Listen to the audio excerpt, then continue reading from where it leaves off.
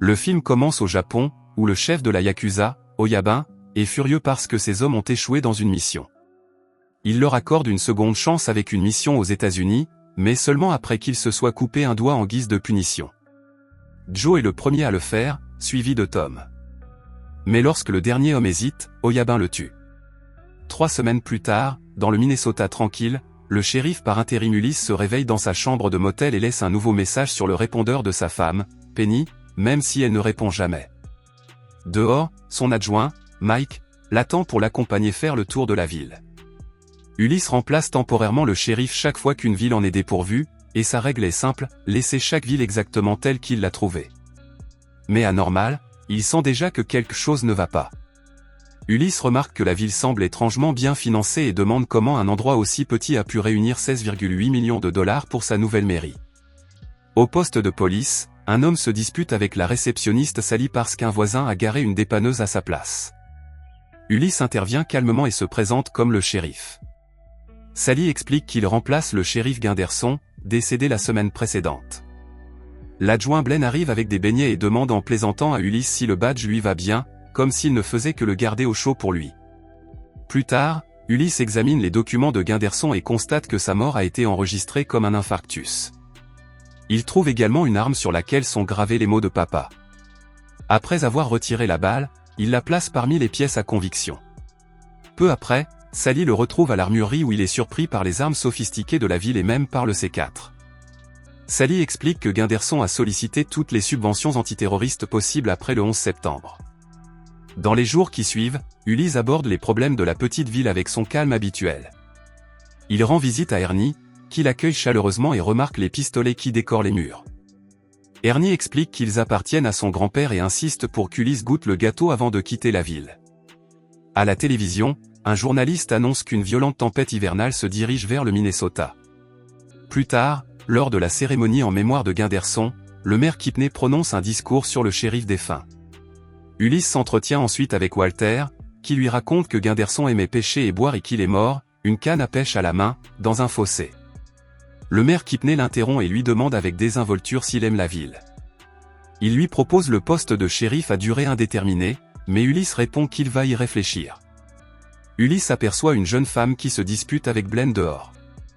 Mike explique qu'il s'agit d'Alex, la fille de Gunderson. Le lendemain matin, Ulysse aide Laurie, une touriste de passage, après que son biscuit s'est coincé dans le distributeur automatique. Cette nuit-là, Ulysse trouve Alex garé sur le bord de la route dans une camionnette. Il lui demande si elle a bu et s'assoit à côté d'elle. Il lui dit avoir vu ses photos dans le bureau de Gunderson et lui fait remarquer qu'elle a les yeux de son père. Quand il lui demande pourquoi elle s'est disputée avec Blaine, Alex répond qu'avant que Kipney ne prenne le contrôle, la ville savait encore distinguer le bien du mal. Elle a essayé de convaincre son père, mais il était tiraillé entre elle et la ville. Finalement, elle l'a forcé à choisir, et cela a conduit à sa mort. Ulysse lui dit gentiment qu'il sait par où commencer et lui demande de lui remettre l'arme. Comme elle n'a nulle part où aller, il l'emmène au poste de police et la laisse dormir en sécurité dans une cellule. Le lendemain matin, il lui laisse son petit déjeuner à côté. Plus tard, alors que Mike discute des itinéraires du défilé, les alarmes de la banque se déclenchent soudainement et tout le monde au poste devient nerveux. Ulysse ne comprend pas pourquoi ils ont si peur. À la banque locale, Laurie et son petit ami Case sont en train de braquer l'établissement sous la menace d'une arme. Laurie ordonne au caissier de remplir un sac, mais il n'y a que 2000 $ à l'intérieur car, de nos jours, les gens utilisent à peine de l'argent liquide. Case oblige le directeur, Terry, à les conduire à la chambre forte tandis que Laurie craint que la police n'arrive trop tôt. Soudain, un client a une crise cardiaque. Case panique, mais Laurie prend les comprimés de l'homme et l'aide à en avaler un. L'un des gardes, Joe, l'ancien membre de la Yakuza, prévient secrètement Oya. Joe poignarde ensuite Case, et Laurie tire sur lui, effleurant accidentellement le cou de Case avant de blesser Joe. L'arme de Joe se déclenche et tue l'autre garde à l'extérieur. Blaine dit à Ulysse de laisser Mike et lui s'en occuper, mais Ulysse remarque le chien de Laurie dans une voiture à proximité et comprend que Laurie est impliquée. Il décide d'entrer, prévenant que s'il gère mal la situation, cela pourrait tourner au carnage. Blaine contacte le maire Kipney, qui lui ordonne froidement de tuer Ulysse. Alors qu'Ulysse s'approche de la banque, Blaine lui tire dessus, mais la balle ne fait qu'effleurer son gilet pare-balles. Bouleversé, Laurie demande pourquoi il tire sur le shérif. Ulysse riposte et ordonne à tous ceux qui se trouvent à l'intérieur de se mettre à terre. À l'intérieur, il demande à Laurie et Case s'ils sont impliqués dans quelque chose de plus grave, mais Laurie nie immédiatement. Ulysse oblige Terry à l'ouvrir, et à l'intérieur, il trouve des liasses de billets et des lingots d'or. Puis le téléphone sonne. Ulysse décroche et le maire Kipney révèle la vérité. Il admet avoir ordonné à Blaine de le tuer, puis explique que la police n'est pas la seule à être impliquée. C'est toute la ville. Des années auparavant, Normal était en train de mourir après avoir été saigné à blanc par les banques et les entreprises. Puis la Yakuza a proposé un accord à la ville. Ils avaient besoin d'un endroit tranquille où cacher leurs profits illégaux provenant d'Amérique, et Normal recevrait un pourcentage pour garder l'argent. La ville a accepté, et c'est pour cela qu'elle a prospéré. Ulysse comprend que cela signifie qu'il ne peut pas s'en sortir vivant. Ulysse raccroche. Puis le courant est coupé alors que la tempête hivernale approche. Quelques instants plus tard, Ulysse utilise son arme et tire à l'extérieur, touchant accidentellement le maire Kipney et le réduisant en morceaux. Puis Ulysse ouvre le feu sur eux, donnant à Laurie et Case le temps de s'enfuir avec lui.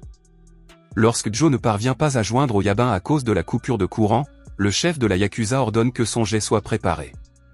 Il se précipite dans la boutique de laine de Marie, où Laurie déclare que cette ville est tout sauf normale. Ulysse examine la blessure de Case et demande à Marie une trousse de premiers secours et une radio CB, mais Marie les attaque soudainement. Ulysses tente de la calmer tandis que Laurie ouvre le feu. Une fois que Laurie a épuisé ses munitions, Ulysses l'aide à pousser une étagère sur Marie et ils finissent par la tuer. Pendant ce temps, les agents se regroupent à l'intérieur d'un glacier. Mike explique que les braqueurs se sont alliés au shérif après avoir découvert de l'argent et de l'or appartenant aux Yakuza dans le coffre-fort de la banque. Puis Mike ouvre un panneau dissimulé derrière la glacière, révélant un stock d'armes et de munitions. De retour auprès d'Ulysses, Laurie avoue qu'elle et Case voulaient simplement commencer une nouvelle vie ensemble et qu'ils ne s'attendaient pas à devoir se battre contre toute une ville. Ulysses décide qu'ils doivent se rendre au poste de police où se trouve un chasse-neige. À l'intérieur du magasin, Ménard l'attaque. Ulysse esquive plusieurs coups, mais Ménard finit par prendre le dessus. Pendant qu'ils se battent, Ulysse demande « Qu'est-ce qu'ils ont tous dans cette ville ?» Ménard révèle qu'ils l'ont recherché et choisi en raison de sa réputation de personne qui s'en fiche suffisamment pour ne pas s'en mêler. Ulysses parvient à le tuer, puis ouvre le casier verrouillé et y trouve de la dynamite et des fusées de signalisation. Dehors, Laurie et Case sont toujours pris en chasse. Alors que Blaine et les agents se rapprochent, Ulysses lance de la dynamite dans leur direction, provoquant d'énormes explosions. Ulysses ouvre alors la porte du garage et dit à Case et Laurie d'aller à l'hôpital. Il choisit de rester en arrière car il en a assez de fuir tout le temps. À la gare, Ulysses s'équipe de pistolets et de munitions. Au moment même où il se dirige vers l'entrée, Moira lui tire soudainement sur le gilet pare-balles. Luttant pour respirer, Ulysses lui demande en plaisantant si elle a quelque chose à boire. Puis il lui demande si elle aussi a vendu son âme. Moira répond qu'elle a fait ce qu'elle devait faire pour survivre, puis fait remarquer qu'Ulysses a lui aussi vendu son âme. Elle demande ensuite, que s'est-il vraiment passé avec Gunderson? Moira avoue l'avoir tué parce qu'il voulait se retirer de l'accord avec la ville et que sa fille lui manquait. Mais avant qu'elle ne puisse tuer Ulysse, Alex apparaît soudainement et tire sur Moira, vengeant enfin son père. Plus tard, Ulysse élabore un plan et nomme Alex son bras droit. Ulysse appelle ensuite Blaine par radio et lui dit qu'Alex est en train de poser des bombes à l'intérieur du coffre-fort.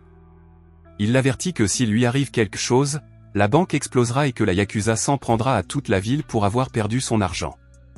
Au lieu de tout détruire, Ulysse propose un accord.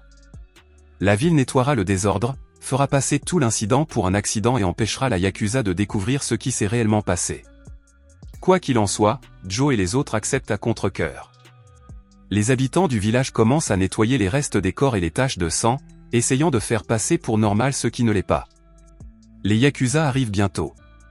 Blaine parle japonais et salue Oyabun, expliquant que la tempête a mis hors service le réseau électrique et les antennes relais. Ils accompagnent les Yakuza à la banque où Oyabun est soulagé de constater que son argent et son or sont toujours en sécurité. Chez Ernie, Oyabun mange le pain de viande et dit qu'il est divin. Mais alors qu'Ernie ouvre une bouteille de vin, le bouchon déclenche accidentellement l'un des pistolets accrochés au mur, tuant Oyabun sur le coup. C'est le chaos. Les Yakuza ouvrent le feu et une fusillade brutale éclate entre eux et les habitants du village. À la fin de la fusillade, presque tout le monde est mort, ne laissant en vie qu'Ulysse, Blaine et Alex. Quelque temps plus tard, Ulysse rappelle Penny depuis le Texas, où il remplace une shérif en congé maternité avec un nouvel adjoint. Cette fois-ci, avant qu'il n'ait pu terminer son message, Penny répond enfin.